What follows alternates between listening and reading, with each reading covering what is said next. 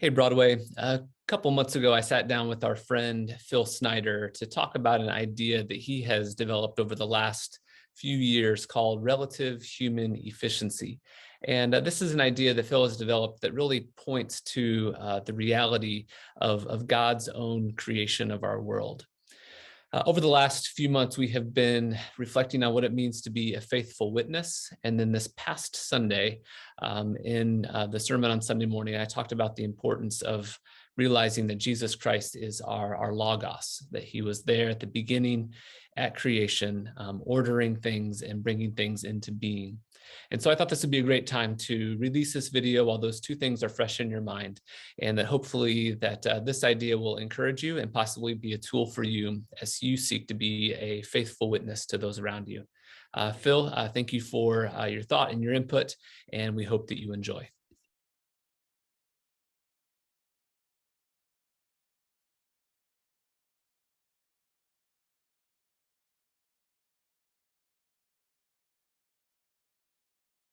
Hey, Broadway Christian Church, we hope you're doing well today.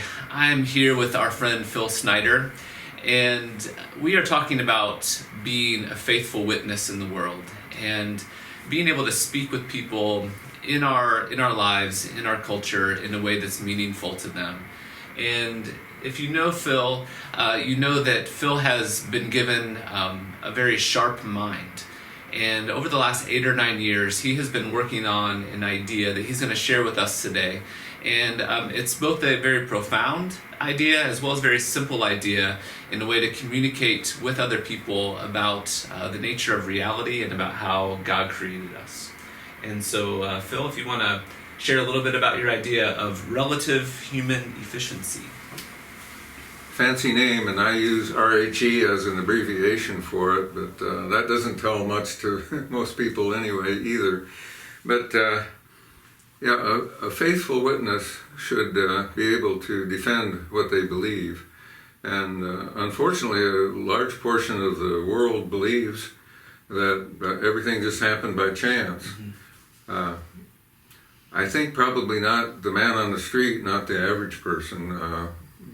We all have more common sense than that. Mm-hmm. But you get into the academic community and the intelligentsia, the elites, and they tend to believe that everything just happened by chance, and therefore they're not accountable to anybody. Mm-hmm. And so don't talk to me about God because I know better. Mm-hmm. You know, it's that kind of thing. I'd like to read a quote by a Christian philosopher named J.P. Moreland that tells why we need to know some facts. We need to have some support. But let's start with a scripture. It'll be familiar to many of you. Always be prepared. This is from 1 Peter 3:15. Always be prepared to give an answer to everyone who asks you to give the reason for the hope that you have. Do this with gentleness and respect. Mm-hmm. But to give a reason, I really believe it is not a good enough reason. People, if they really will listen to you, they want to have facts. This Christian philosopher, J.P. Moreland, says, it's on the basis of knowledge, not faith, or not mere true beliefs or deeply felt convictions, that people are given the authority to speak or act in public, along with the courage and boldness to do so. So, what I'd like to demonstrate here and present is a fact. Yeah, if I could just kind of make the connection between 1 Peter 3 and the quote there, is mm-hmm. that 1 Peter 3 says, be ready to have an answer. Right. And this philosopher is telling us that the people in our world out there, an answer that I just believe it, or I feel strongly that, is not going to be very convincing to them. Right. Or just look at things. Look, you know, I see God everywhere, mm-hmm. And they say I don't, mm-hmm. Mm-hmm. And you don't have an answer for that. Yeah. Could you define relative human efficiency and just give us the short 30-second summary of what this idea is all about? Okay. Well, relative human efficiency is the principle or the fact that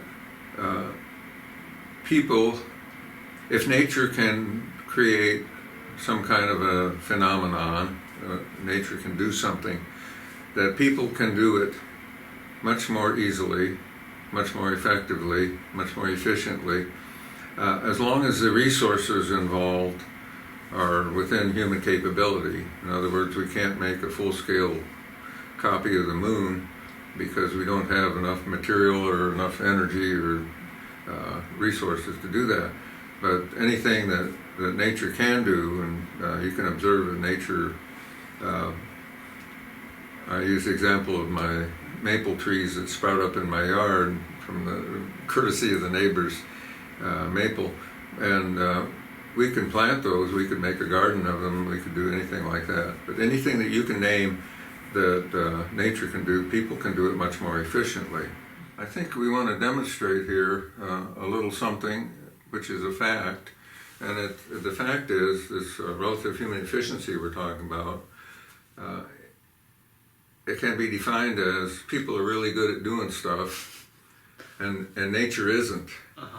And so this nature that was supposed to have created this world all around us is quite inefficient, and people are quite efficient.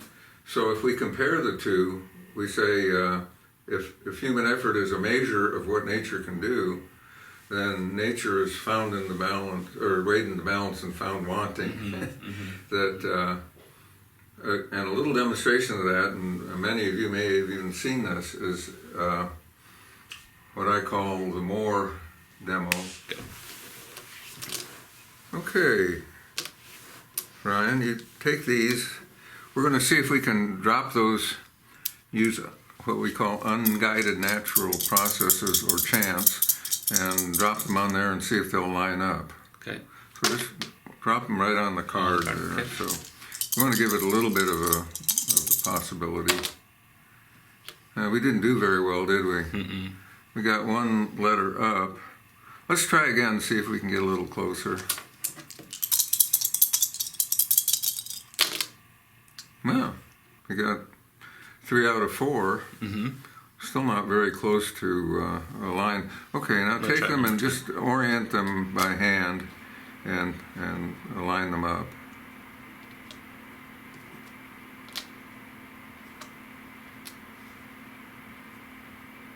Okay, I counted off 8 seconds there it took you to line those up. I've calculated how long it would take chance to come up with something like that, and it would be an average of about 5 million years. Mm. So Ryan just did in 8 seconds what it would take unguided natural processes 5 million years to do. So Phil, you've shown us this illustration, and this idea of relative human efficiency is a fact that human beings do things better than chance, or do things better than just natural processes. In what way does that fact challenge the worldview of people around us? Well, unfortunately, a lot of people have concluded that either God is divorced from the natural world and things just happen, or that he's not even there at all. Mm-hmm. And this doesn't prove God, but it disproves that nature can do things, and so it leaves room for God. Yeah. I call it a truth with a small t that leads to truth with a large T. It's a great explanation. Yeah. There are, unfortunately, a strong proportion of people in academics that, especially in the sciences, that feel that everything just happened by chance. Mm-hmm. And we may not run into them in our workplace or at the store, but they're out there, and their influence is far out of proportion to their numbers. Yeah.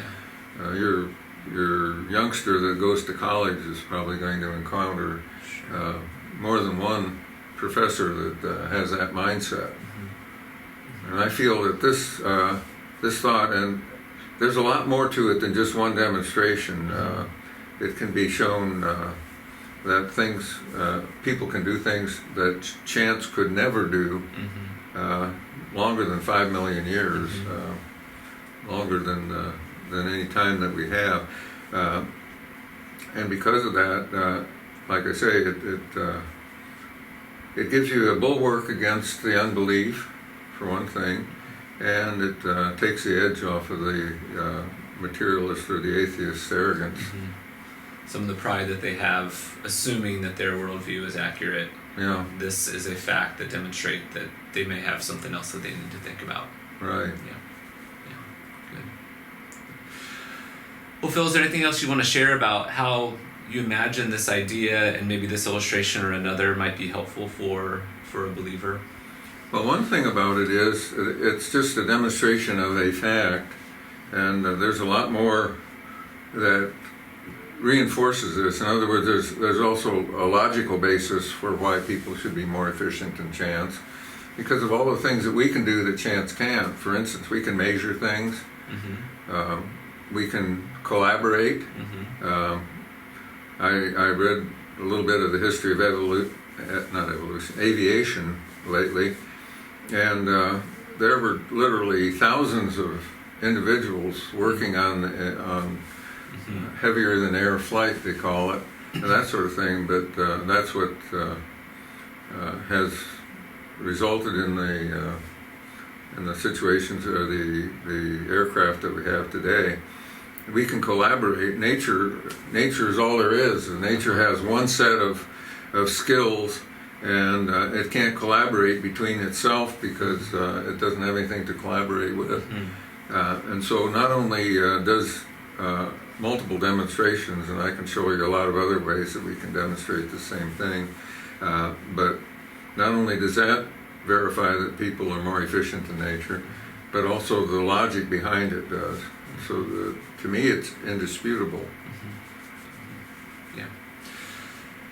The way that this can be used, for one thing, it is a fact that tells people that there has to be something more than nature. In fact, I use it as evidence that people are created in the image of God, because God is the ultimate creator, and people are really the only thing that you can observe that creates things. Nature, you can say, well, nature creates oak trees and grass and things like that. Well, nature is just doing what it's always done. If you call creation innovation, then you don't see innovation in nature. But you see it with people. You look at anything around that didn't exist 50 years ago, it has a human origin. I see a picture on the wall here. I see electrical outlets. I see books. I see chairs. Those were all human creation. But anything that nature has produced has been the same thing that it's always been producing. So it shows the creativity of God's creation. We are created in His image, and therefore we create. But it also shows that we do so much more than nature, that nature cannot have produced the world we see around us. Nature didn't create man, but something greater than man, a greater creativity, created Ryan and Phil and all the rest of you. Well, Phil, thank you for sharing the idea today. Thank you for sharing it with your Broadway family. And if you would like to hear more from Phil, Phil is here on most Sunday mornings. He's usually back in the back helping us out with some of the audio visual and making sure that people at home are getting the live feed and getting things recorded. So you can find him back in the back. Or you can email him at psnider, SNIDER, at gobroadway.org. Right. So. And I would like to hear from you. If you want to be put to sleep or argue the point or learn more about it, I'm more than willing to talk to anyone at any time, as long as I'm available. All right. Thanks, Phil. And peace to you today.